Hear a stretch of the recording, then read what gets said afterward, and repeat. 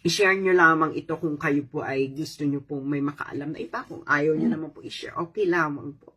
Pero mag-uusapan po natin itong peace talks. Alam nyo naman po, no, ang tagal-tagal nitong usaping peace talks na to. Alam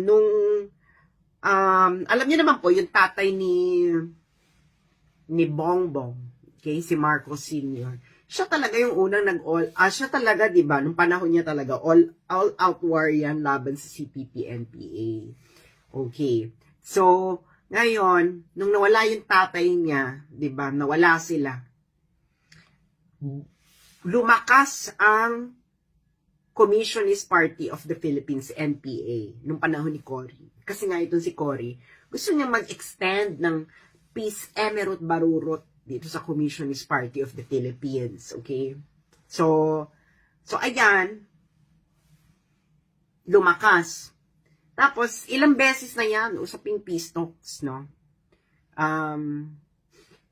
Tanong ni Maria, ano na nangyari ni PBM? Papayagan ba niya yan? Well, it looks like it, di ba? Nagkita na sila dun sa Norway.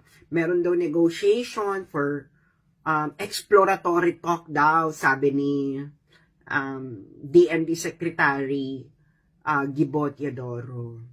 So, ngayon, titingnan natin kung does it make any sense. Okay? Does it make any sense itong eksenang peace talk na ito. Okay? Alright.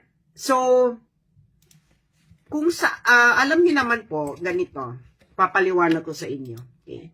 Kasi, nung nakatira pa ako sa Netherlands, this was on April 5, 2017. Meron dong ginanap na peace talks. Okay, panahon to ni Pangulong Duterte. Nakatira pa ako sa Netherlands. Sa The Hague pa ako nakatira to. Saan ba tong lugar na to? Sa Noordwijk. Hello everyone. Tama ba? Noordwijk ba? Ito po si Sasso Ragam Sasso at from the Netherlands. Nandito po ako ngayon sa Noordwijk. Nasa Noordwijk.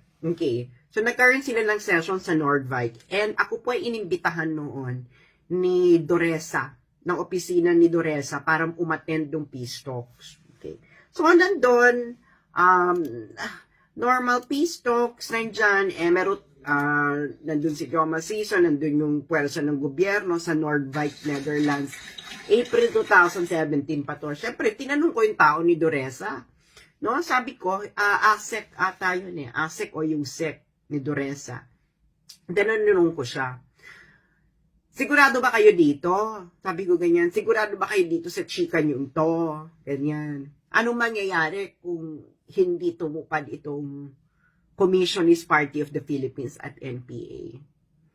Ngayon, sabi sa akin ng USEC at ASEC ni Doresa, this was on April 5, 2017. Kapag hindi sila nag-disarm, kasi ang condition nun is complete disarmament, no? Titigilan na nila, complete disarmament. Is, i-declare na, de-declare ni Digong na terrorist organization ang Communist Party of the Philippines at pag-aarestuhin yung mga nandun. Sino yung mga nandun? Bibigyan ko lang kayo ng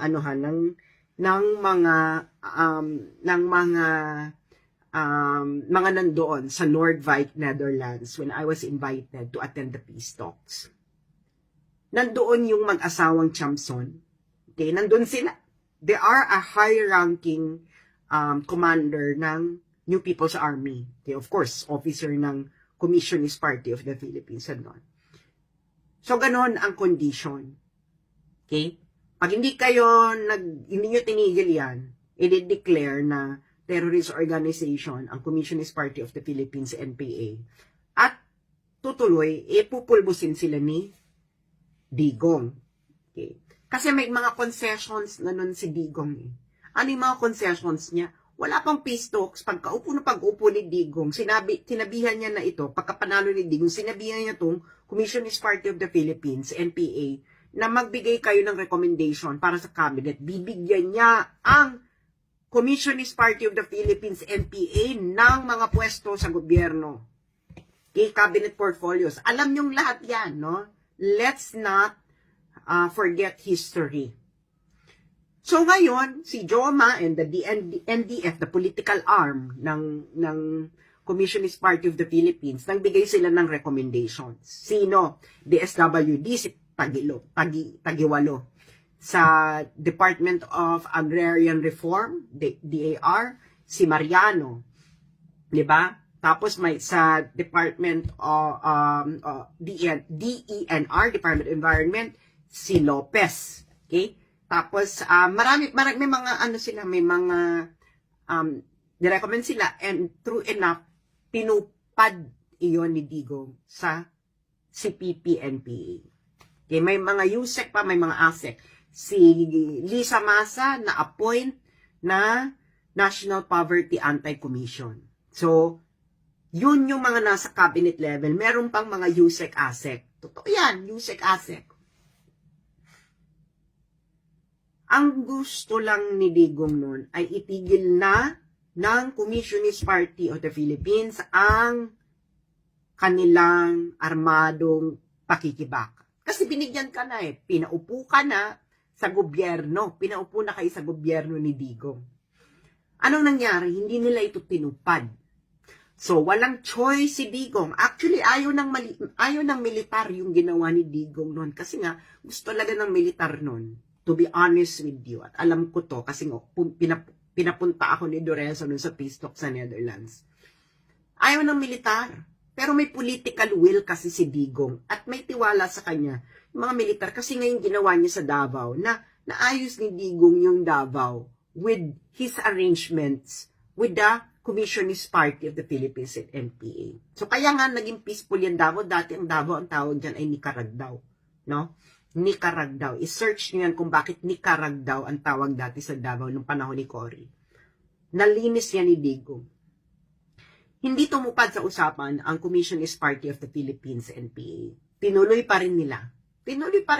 So walang choice si Digong, no? Kundi ituloy ang laban.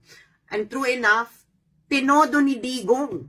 Tinodo niya, tinayo niya yung NTF-ELCAC, nagkaroon ng todong digmaan, etc. laban sa CPP-NPA. Ang daming,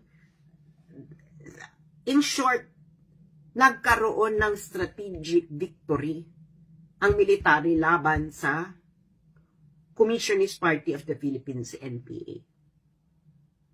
So, nung naupo ito si Bongbong bilang presidente, ang Communist Party of the Philippines, NPA, wala na yan. They lost militarily. Okay? They lost militarily. Okay.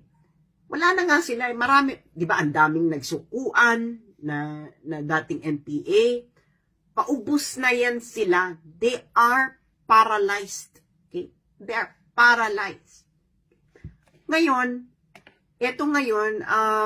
gusto nilang mag-open ng peace talks. Mali ito. Mali.